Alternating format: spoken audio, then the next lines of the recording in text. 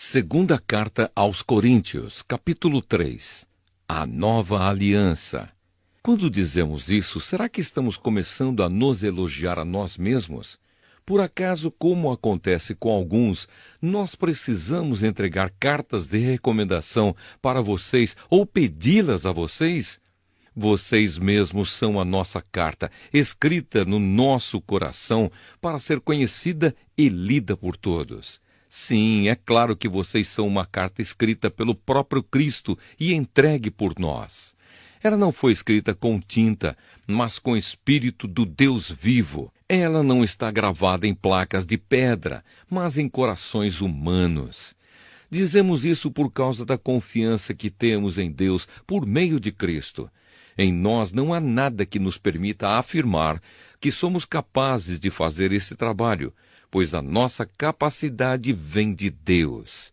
É Ele quem nos torna capazes de servir à nova aliança que tem como base não a lei escrita, mas o Espírito de Deus. A lei escrita mata, mas o Espírito de Deus dá a vida. Quando a lei que traz a morte foi gravada em placas de pedra, a glória de Deus apareceu e o rosto de Moisés ficou brilhando. O brilho do seu rosto já estava desaparecendo quando ele entregou as placas ao povo de Israel. Mas mesmo assim, esse brilho era tão forte que os israelitas não podiam fixar os olhos em Moisés. Se o domínio da lei veio com tanta glória, quanto maior ainda é a glória que acompanha o domínio do Espírito de Deus. A lei que condena as pessoas teve glória, porém muito mais glória tem o Espírito que traz a salvação. Pois a glória que antes era tão grande não é mais nada por causa da glória de agora, que é muito maior. De modo que, se houve glória naquilo que durou somente um pouco de tempo, muito mais glória tem aquilo que dura para sempre. E porque temos essa esperança, agimos com toda a confiança. Nós não fazemos como Moisés, que cobria o rosto com um véu para que os israelitas não pudessem ver que o seu brilho estava desaparecendo. Mas eles não queriam compreender, e até hoje, quando eles leem os livros da antiga aliança, a mente deles está coberta com o mesmo véu.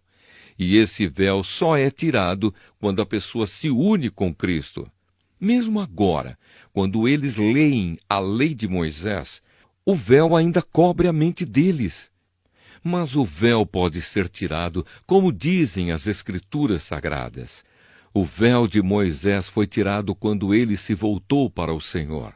Aqui a palavra Senhor quer dizer o Espírito, e onde o Espírito do Senhor está presente, aí existe liberdade. Portanto, todos nós, com o rosto descoberto, refletimos a glória que vem do Senhor. Essa glória vai ficando cada vez mais brilhante e vai nos tornando cada vez mais parecidos com o Senhor, que é o Espírito. Malaquias, capítulo 3. O Senhor Todo-Poderoso diz: Eu enviarei o meu mensageiro para preparar o meu caminho, e o Senhor a quem vocês estão procurando vai chegar de repente ao seu templo. E está chegando o mensageiro que vocês esperam, aquele que vai trazer a aliança que farei com vocês. Mas quem poderá aguentar o dia em que ele vier? Quem ficará firme quando ele aparecer? Pois ele será como fogo para nos purificar, será como sabão para nos lavar. Ele se sentará para purificar os sacerdotes, os descendentes de Levi, como quem purifica e refina a prata e o ouro no fogo. Assim eles poderão oferecer a Deus os sacrifícios que ele exige. Então as ofertas trazidas pelo povo de Judá e pelos moradores de Jerusalém agradarão a Deus, como acontecia nos tempos passados. O Senhor Todo-Poderoso diz ao seu povo: Eu virei julgá-los, e darei sem demora o meu testemunho contra todos os que não me respeitam, isto é, os feiticeiros, os adúlteros, os que juram falso, os que exploram os trabalhadores e os que negam os direitos das viúvas, dos órfãos e dos estrangeiros que vivem com vocês. Os dízimos. O Senhor diz: Eu sou o Senhor e não mudo. É por isso que vocês, os descendentes de Jacó, não foram destruídos. Vocês são como seus antepassados. Abandonam as minhas leis e não as cumprem. Voltem para mim e eu voltarei para vocês. Mas vocês perguntam: como é que vamos voltar? Eu pergunto: será que alguém pode roubar a Deus? Mas vocês têm roubado e ainda me perguntam: como é que estamos te roubando? Vocês me roubam nos dízimos e nas ofertas. Todos vocês estão me roubando e por isso eu amaldiçoo a nação toda. Eu, o Senhor Todo-Poderoso, ordeno que tragam todos os seus dízimos aos depósitos do templo para que haja bastante comida na minha casa. Ponham-me à prova e verão que eu abrirei as janelas do céu e farei cair sobre vocês as mais ricas bênçãos.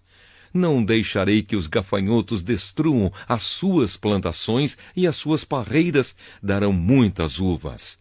Todos os povos dirão que vocês são felizes, pois vocês vivem numa terra boa e rica. Eu, o Senhor Todo-Poderoso, estou falando. A compaixão de Deus. O Senhor diz: vocês falaram mal de mim e ainda perguntam: o que foi que falamos contra ti? Vocês dizem: não vale a pena servir a Deus. Não adianta nada a gente fazer o que o Senhor Todo-Poderoso manda ou vestir roupas de luto para mostrar a Ele que estamos arrependidos. É fácil notar que os orgulhosos são felizes e a gente vê que tudo dá certo para os maus. Quando põem o Senhor à prova, eles não são castigados. Então os que temiam o Senhor falaram uns com os outros, e ele escutou com atenção o que estavam dizendo. E na presença dele foram escritos num livro os nomes dos que respeitavam a Deus e o adoravam. O Senhor Todo-Poderoso diz: eles serão o meu povo. Quando chegar o dia que estou preparando, eles serão o meu próprio povo. Eu terei compaixão deles como um pai tem compaixão do filho que lhe obedece.